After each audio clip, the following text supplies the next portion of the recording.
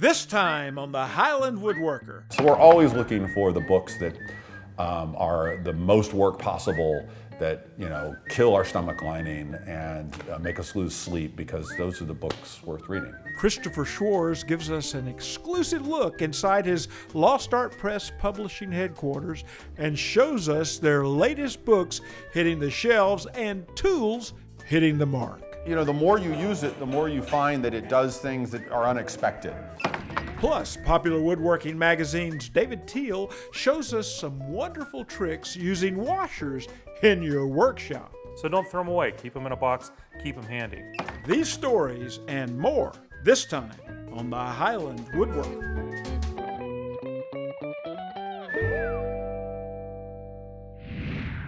Hello, I'm Charles Brock and I'm a Highland Woodworker. 40 years. That's how long Highland Woodworking has been providing the finest tools to woodworkers and the best woodworking education, if I do say so myself. Several years ago, we profiled master woodworker and author Christopher Schwarz in his Kentucky home and shop. Well, his publishing business has grown, and they even have a new location. Come with us now and we'll check it out.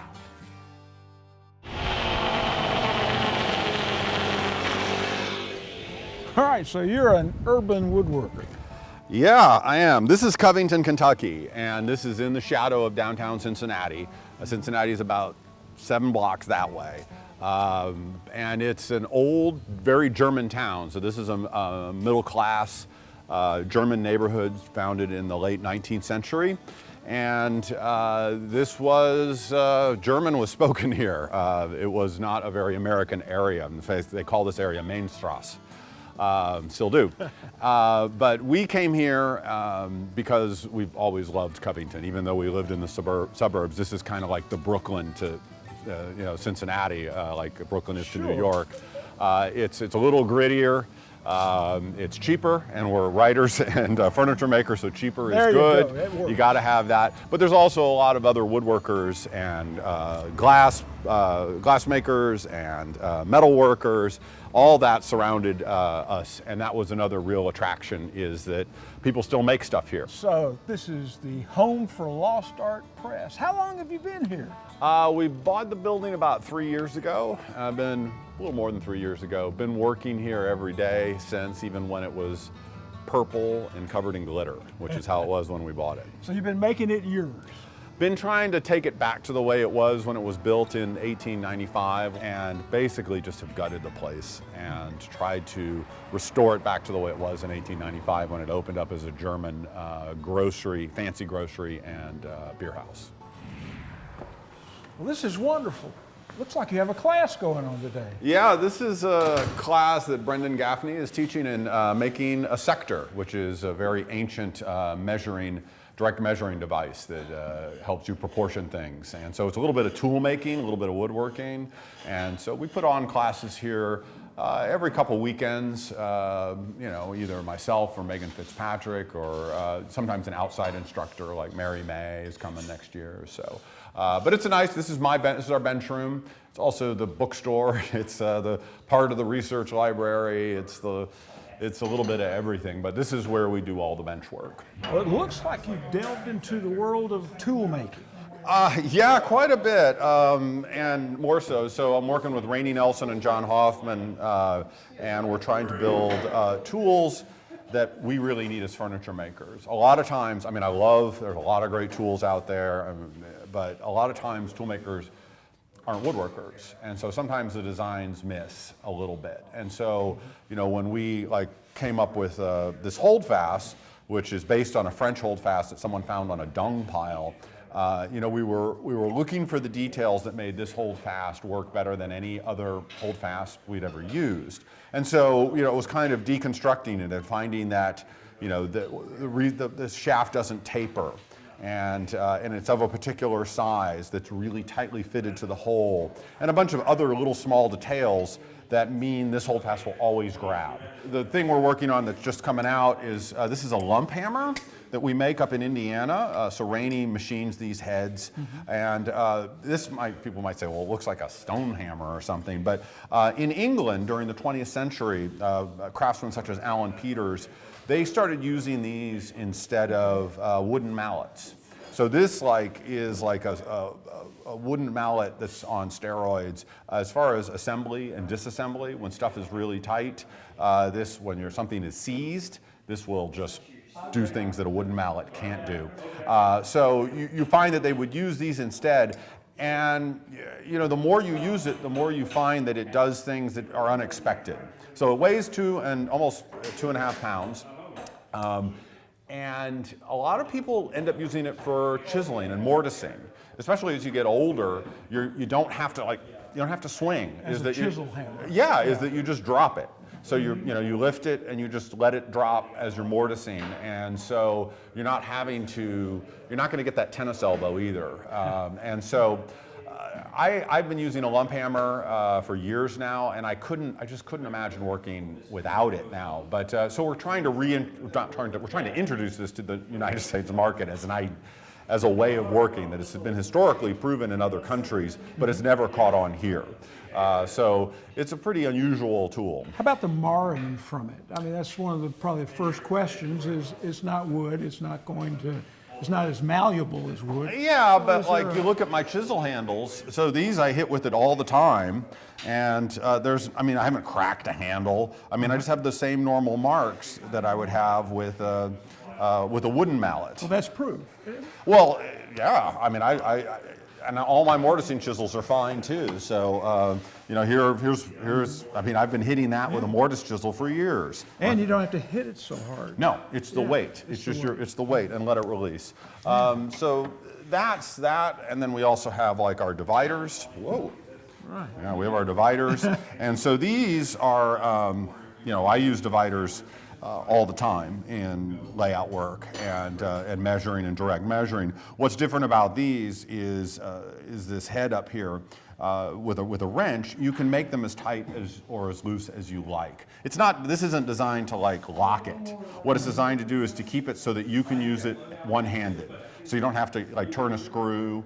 And so this would be, the old blacksmith-made dividers were like this. So they were one-handed tools, so you can make subtle and slight adjustments on the fly with just a one hand. And if it does wear after months of use, you can tighten it up to where you like it. But these were very tricky to manufacture because of all the compound curves and chamfering. They're actually quite beautiful. Thank you. These were designed by Rainey Nelson, and they are very nice. But these are kind of the symbol of our company, and was one of the first tools we tackled, which was probably not the best idea because it was really hard. It was a 10 out of 10 as far as machining goes. And so we're working on a bunch of tools like that. We have a list of 20 things we want to do, but these are 3 of the first things that we've come out with. So this area back here, this is part research library, part publishing. This is where we do 4 to 6 books a year, so we have all of our publishing computers and big scanners back here.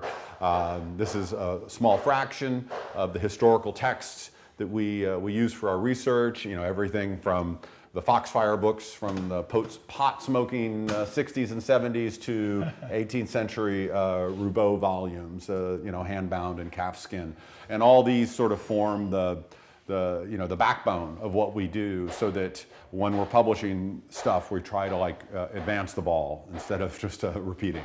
This is one of the Roman workbenches. So this is from Salzburg, Germany. So this was a direct copy of the oldest existing workbench we know of. It was about 187 AD, and this workbench was thrown into the well when the Germanic hordes were going to overrun the fort of Salzburg. And about 1900, they dug this out of a well, three workbenches actually, and it's there. And so it was figuring out we have this bench, but how does it work? What are these things that move up and down, these sort of dovetailed shaped stops, and how does the planing stop work? This isn't the original planing stop, but we have an original planing stop based on what was found at Salzburg. And so that's a lot of what we do is like build. So this is a copy of what the Romans used. How does it work? I mean, and it's surprising how subtle and sophisticated these benches are. They're not just a place to sit and slaughter a hog or something. They can do real work, and quite a lot of it too. But Romans didn't just have low benches; they also had low and high. So they were in some ways a little more advanced than us in that they sat down. And they could conserve a lot of energy that way. Is one thing I found. I can plane a lot longer on this than I can standing up. So this was, like I mentioned, a German bar and fancy grocery. This was part of the original beer garden. And so part of this outbuilding was gone, but this is, beer gardens are an essential part of Germanic, culture. And so we don't use it for beer as much as we, have some plants and sort of an area to decompress in the afternoon and occasionally drink a beer. But this is the beer garden, and then if we go through here, we call it the horse garage because this was built in 1905 and it was listed as stables, but it was clearly built for a car.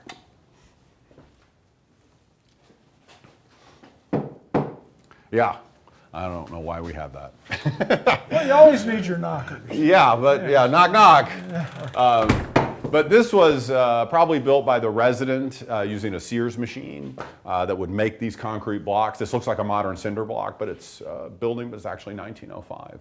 And so they listed this as having for horses. I really seriously doubt there are horses here, but it was an early garage for cars.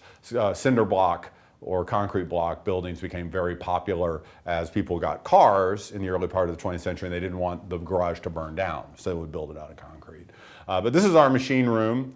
So when we have a class or we have to break down a lot of stock for a big commission, we have machines. Though we like to use hand tools as much as possible, there is donkey work involved in furniture, and if you're trying to make a living at it, it's very difficult to do it all by hand. Yeah, the hybrid shop makes total sense.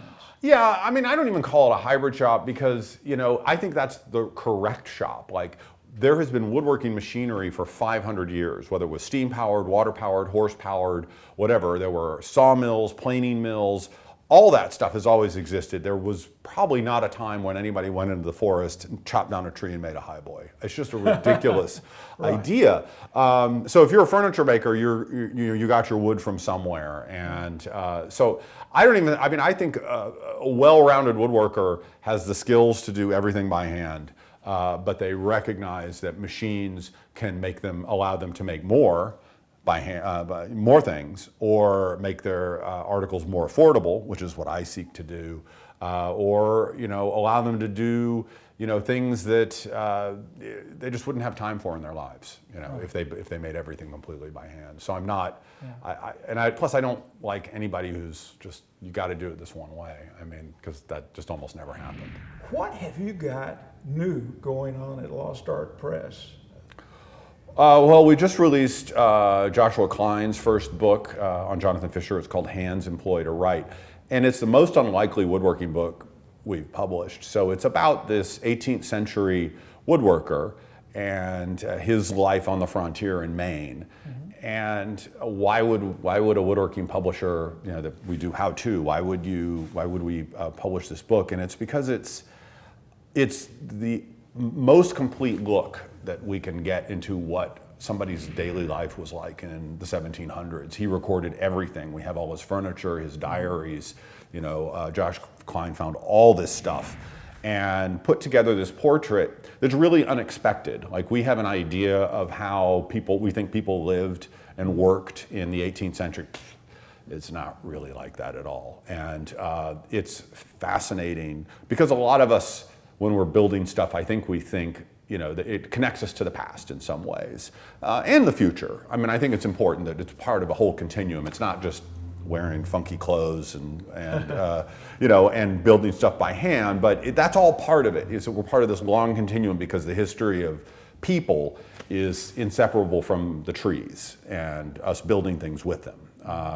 But being able to understand where we came from is just sort of mind-blowing, and that it's a lot different. It's a lot more foreign world. So that book just came out. We just had Welsh Stick Chairs, which was John Brown's book that blew my head wide open back in the 90s and turned me into a chair maker. And that book, trying to get that back in print, has been a lifelong battle, and we finally got that back in print. And then we have a very unusual book coming up that I'm just finishing up work on by David Savage, who is a British woodworker. And he's somebody who operates at an area that you don't see written about, which he is a furniture maker of like the highest technical, I mean just way higher than most of us, and builds stuff for sheiks that are like 20,000 pounds for a little table. What is that world like? Yeah. You know, how do you design for those people? And what is your shop like? And how does your business run? And so his book is a look into that sort of world, like if you were at the level of Tayfrid or Krenov and you're running a business. And it's a fascinating book to see how furniture that you can't even conceive of how it was designed or made is actually designed and made. So stuff like that. So we're always looking for the books that are the most work possible, that kill our stomach lining and make us lose sleep, because those are the books worth reading. Coming up, we'll head back to Lost Art Press, where Christopher Schwarz exhibits one of his favorite chairs that took him 15 years to master. But first, how some washers you have laying around your shop could really put you ahead of the curve. You're watching the Highland Woodworker. I'm just an average, down-to-earth woodworker. On a scale of 1 to 10, I'm probably about a 5. But one place I score a perfect 10 is right here, and I plan on keeping all 10. That's why I have a saw-stop table saw. And there's more. Plenty of power, superior dust collection, and absolute accuracy. These features have made it the best-selling cabinet saw in America. Let Highland Woodworking help you put a saw stop in your shop. What is quality? Is it quick? Forgettable? Easy? No, it isn't quick or easy. It isn't forgettable. Quality takes work. It takes time. Quality lasts. And it starts at Bell Forest, a leading global supplier of figured and exotic woods. Order online at bellforestproducts.com. A lot of folks say they just don't make tools like they used to anymore. I don't know, I suppose that's true in some cases. But the good stuff is still out there. I'm talking about the tools that are just a pleasure to use, that are well designed to get the job done quickly and efficiently, and are made to last so they'll get passed on to the next generation. Whatever tools my grandkids use, I know one thing, they'll be keeping them Tormek sharp. Woodworkers count on American-made Forest saw blades for smooth, quiet cuts every time, without splintering, scratching, or tear-outs. The famous Woodworker 2 is the all-purpose combination blade. But for special cuts, Woodworker 2s are available for cutting dovetails, for flat-bottom joinery. A 30-tooth blade is perfect for ripping, a 48-tooth blade for superior cross-cuts, and a finger joint blade set. There is a perfect Forest Woodworker 2 for every table saw cut. Highland Woodworking has been a leader in woodworking education for more than 30 years. They offer all kinds of woodworking classes year-round, ranging from how to hand-cut dovetails and mortises to how to sharpen a plane or a chisel, how to build a cabinet, a chair, or a bookcase, or how to turn a wooden bowl. There are classes on wood finishing, French polishing, and even antique furniture restoration. For a list of upcoming classes that may interest you, just look in their catalog or go to highlandwoodworking.com.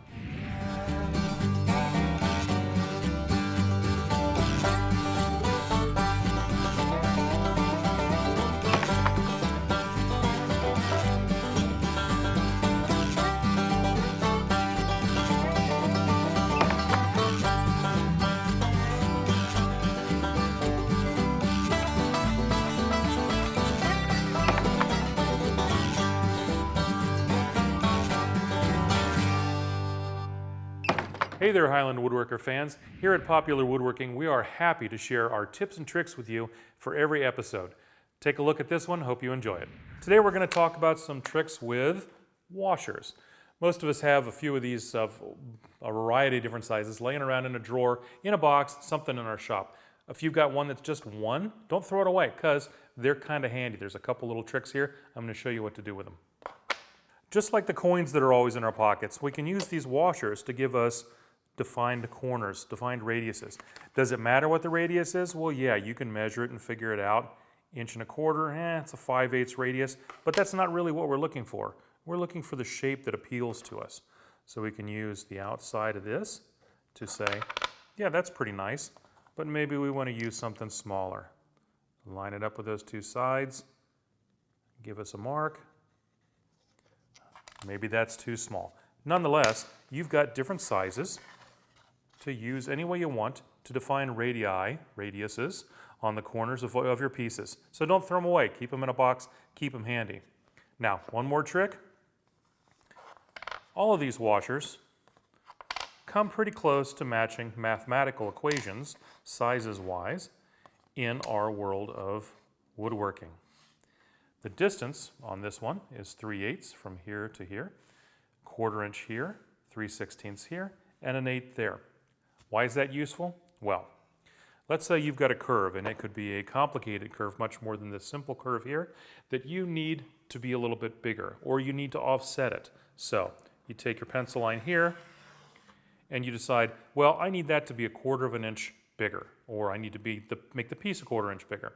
You can try and measure that over, but you're not going to follow the curve. But you can take this washer, set it right there, put your pencil on the inside, and follow along the outside. And you've got your 1/4 inch spacing right there. And again, for any size you need, simple enough. Hope you enjoyed that trick. Look for another one on the next episode of the Highland Woodworker. Still ahead, Christopher Schwarz explains the form and function of his Welsh Stick Chair. You're watching the Highland Woodworker.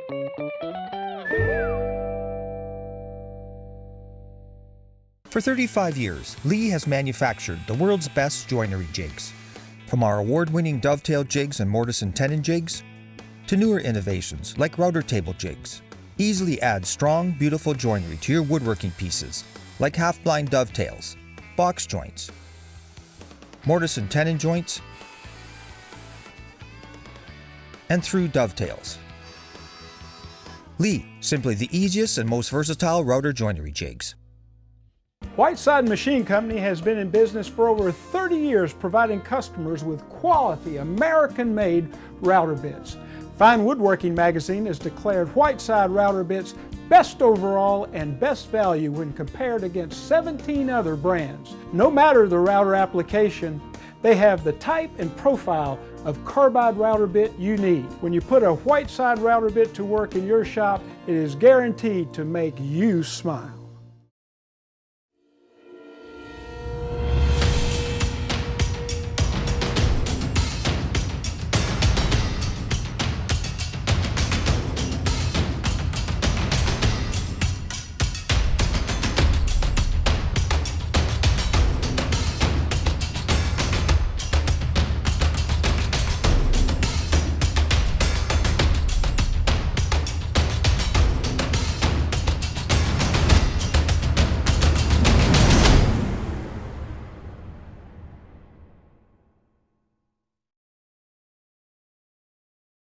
Highland Woodworking stocks a wide selection of Rikon power tools, known for their innovative design and rugged durability. Highland has sold thousands of Rikon's industry-leading bandsaws with sizes to fit every woodworking need, from the compact affordable 10-inch model to competitively priced 14 and 18-inch models. Shop us also for Rikon's reliable planers, lathes, and professional low-speed grinder, all with an exceptional 5-year warranty. Rikon Power Tools.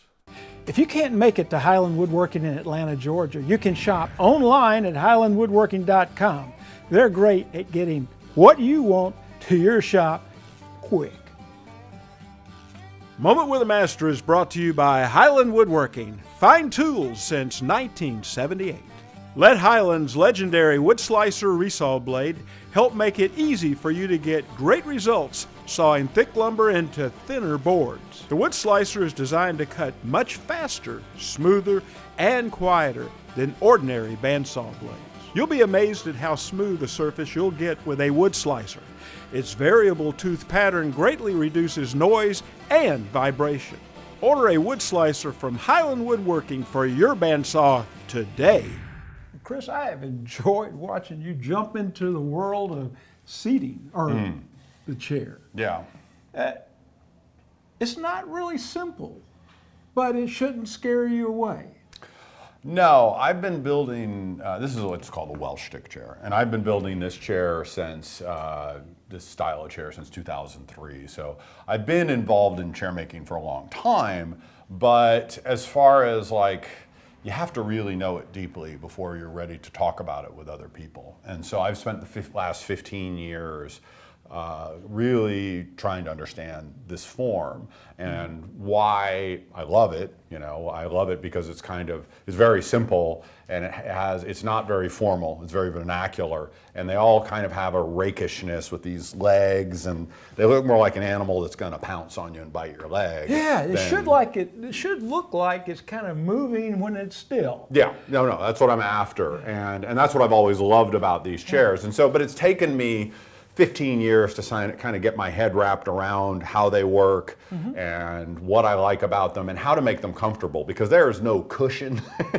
You know, there's nothing with this. And how do you take a piece of wood and cradle the human skeleton so that you're comfortable? Or how do you alter it so your mother-in-law gets up after 20 minutes? That's a real test of form and function. That's what we have here. It is, and so where I start with this is, I mean, you have several elements. I mean, the first is the seat. So we'll start down here with the seat. And so how far up the pommel, we call this the pommel, is to the floor is one of the critical things. So you have like about 17 to 17 and a half inches is going to be kind of your average seat for dining and maybe keyboarding. And as you lower that, a couple things happen. Number one is you take off the pressure here from the thighs. Right. And so the sitter starts putting more of the blood and the weight on their feet. So actually it can be a more comfortable chair. It's a way to like instantly make a chair more comfortable for shorter people. Yeah. I mean, it seems obvious, but most people don't think about, I'll just lower the chair. So that helps, but the downside is those chairs are harder to get out of. So you're trying to find a balance depending on the sitter, you know, when you're trying to make a chair for a customer, is like, what is that distance from under their knee to the floor? What kind of shoes do they wear? And what is the chair going to be used for? So I'm going to go somewhere between 15 and 17 and a half, depending on how tall they are and their legs. The second thing you can do is what a lot of people don't think about very much is like, how far back does this seat lean? And so if you put a level on the pommel, most chairs, you know, dining chairs are going to have about 1 inch, are going to fall backwards about 1 inch. If it's completely level, like here, if you look at this, that's completely level. You know, if the chair were, if the seat were here, you'd feel like you were in church all the time, and that's not what you want to feel. So when you're sitting, you want it to fall back about 1 inch for dining and keyboarding. If you want this chair to be something that you relax in, what you would call an easy chair, or down here in Kentucky we'd call it a setting chair, then you want about 2 inches. So this all the way back, there's about a 2-inch fall, which most chair makers or most woodworkers would say that's enormous, like that's a huge difference. I would never go that much. But I've been experimenting with seat falls a lot, and it takes a lot before you get it tipped too far. And 2 inches is about where what happens at 2 inches is that when your bottom hits this, it slides your whole body back. And then the next thing you encounter that's important to comfort is in the Welsh chair is called the arm bow.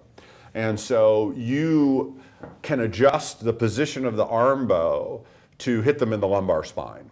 And that's where what I'm after with the height of the arm bow is number one, find their lumbar, which you're going to be about 8 to 9 inches usually on the average sitter, but some people are different. They're short-waisted or they have big torsos, and so you want to look at where that lumbar spine is so that when they slide back, their lumbar encounters this, what we call the doubler on the arm bow. And then the next thing that happens is like how far back, when their butt slides back, the lumbar hits this, how far back are they leaning? Now, a typical chair, a typical dining chair, when you go to what we call the spindle deck here, where all the spindles are, if I put a square here, right at the spindle deck, the arm bow would probably start right about here. So it would be like, it would tilt back so that if this is hovering kind of over the center of the spindle deck, that's probably about 6 degrees. But what I have found is that, and this also gives the chair life from a design point of view, is to take that a little further. So if you look at some older chairs that were designed to, like when you sit down, you want to sit down because you have been working all day, is that the arm bow, this back edge of the arm bow, is going to be tangent to the back of the seat. And that gives this chair kind of its, blowing in the wind, leaning back kind of look. Yes. But it also, moves, your bottom slides back, hits the lumbar, and then you're resting backwards. And that's a really comfortable angle without feeling like you're going to need a hydraulic jack to push you up forward. That's about as far as I will go. And then the last thing is what we call the crest rail up here. And when I start off with a chair that I'm trying to fit to a customer, this is going to be about 24 inches is where I'm going to start. And this isn't where 24 inches is probably up about here. Some people will want a really tall chair just for the appearance sake, and then it's 26, but then this crest rail becomes kind of irrelevant because it's way up here. It's not touching your back. But if they want something where this is where the arm bows, the crest rail is gonna cradle their back, you need to pay attention to where this is in relationship to their shoulder blades. And so once you have this positioned and this is in the right place, then I'm going to get them to sit down and I'm going to adjust this up and down until it hits or avoids their shoulder blades, depending on how big the person is actually, because bigger people are actually going to want, if they're really wide, are going to want to avoid this. They would rather have it a little higher, I found, whereas smaller people with smaller shoulders will like the cradling right below the shoulder blades, at least in my experience.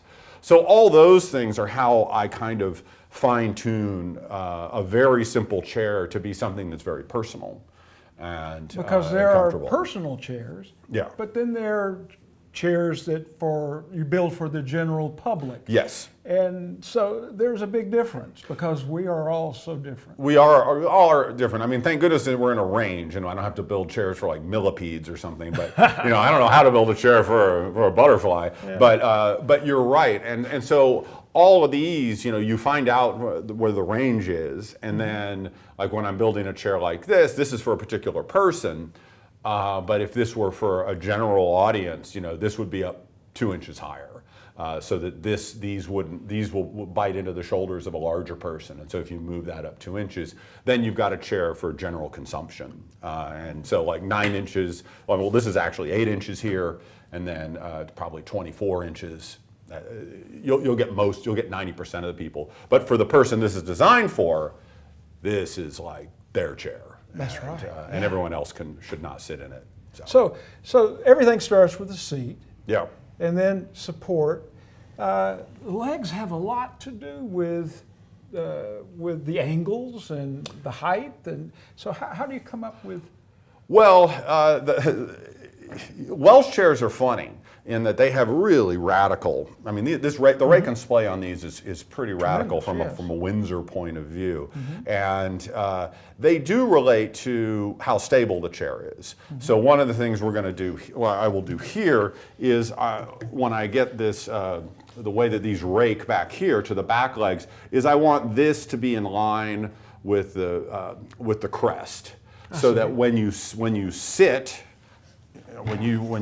so this is here. Yeah. So when you sit and you tip back even a little bit, it doesn't feel like you're going to get bowled over. So that's why with a Welsh chair, especially one that has a lot of sit back, you want the legs to be kicked far back. As far as splay outward, this is to give the chair more stability just overall.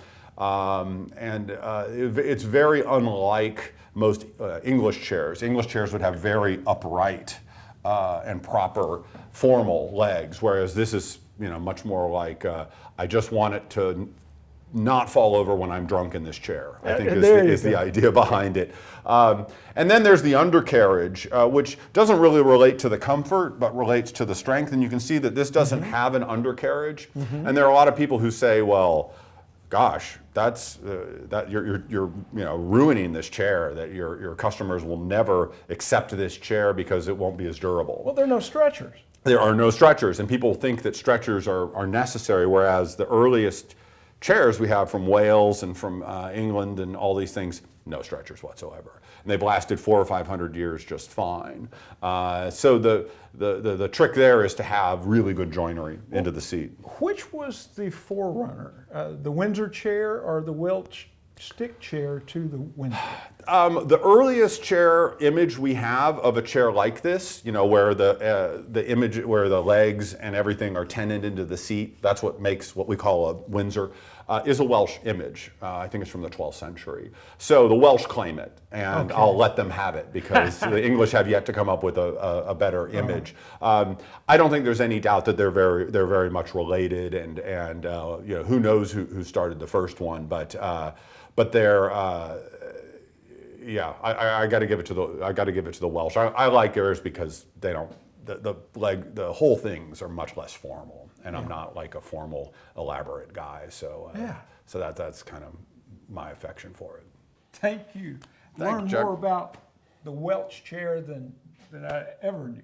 Well, it's a funny chair. Thanks for coming.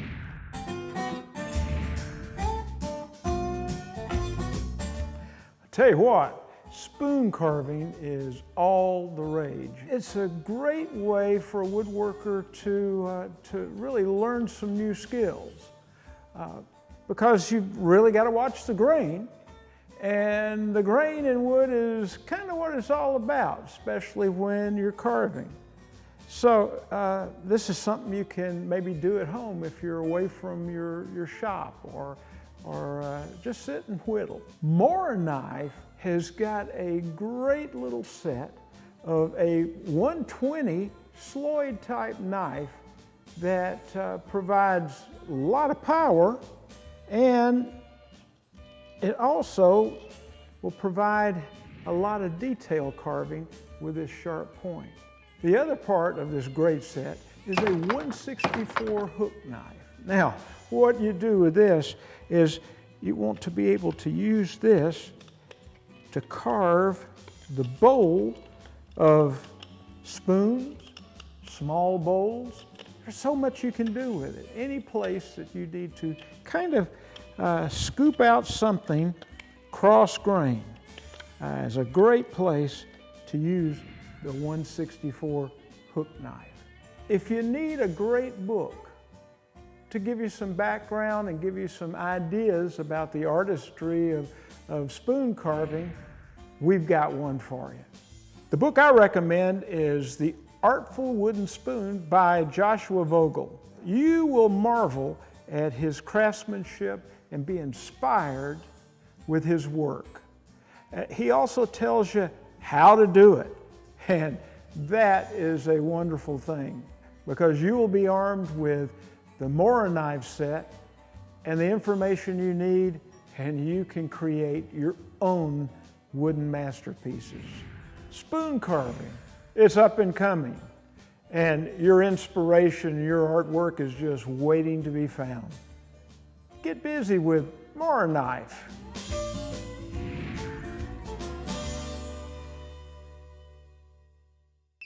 Improve your woodworking experience. Sign up for Wood News Online, a monthly newsletter showcasing the latest news, tips, and classes Highland Woodworking has to offer.